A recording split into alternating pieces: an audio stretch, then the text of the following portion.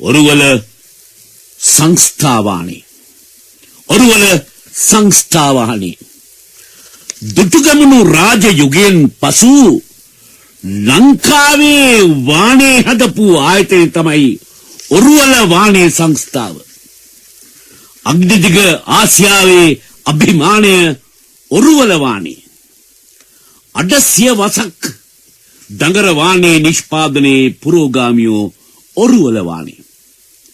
ගුණාත්මක බව හඳුනාන සමගී විශ්වසනීය තේරීම ඔරුවල වාණේ.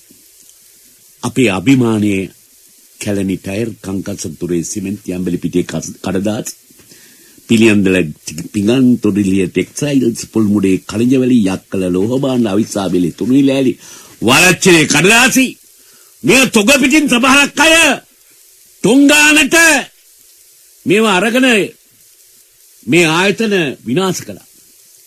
ඒ වැටුනේ නැති එකම ආයතනය තමයි ඔරුවල වාණේ.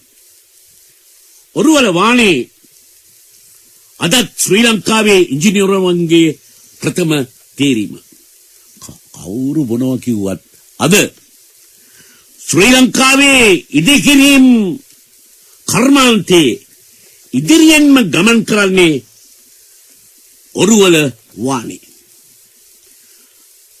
දඟරවාණේ නිෂ්පාදනයේ පුරෝගාමියෝ උන ඔරුවල වාණේ නිෂ්පාදන තමයි අදත් පවතින වසර 50කට පසු අදත් S2 බැලිය හැකි ශක්තියක් ඇති නිර්මාණ ඇතනම් ඒ නිර්මාණ ඉදිකර ඇත්තේ ඔරුවල වාණේ.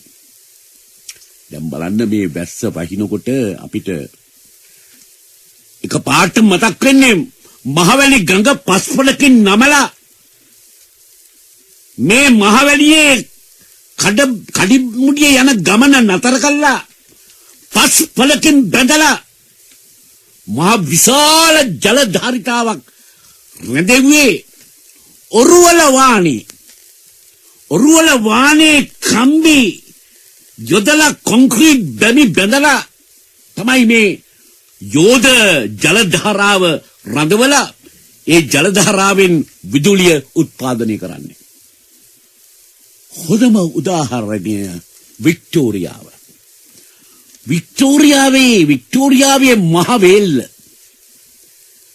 වතුර පිරුණාම අඟල් 4ක් ඒ පැත්තට ගමන් කරනවා. ඒ ප්‍රෙෂර් එක දරා ගන්න අඟල් 4ක් මේ පැත්තට ගමන් කරනවා.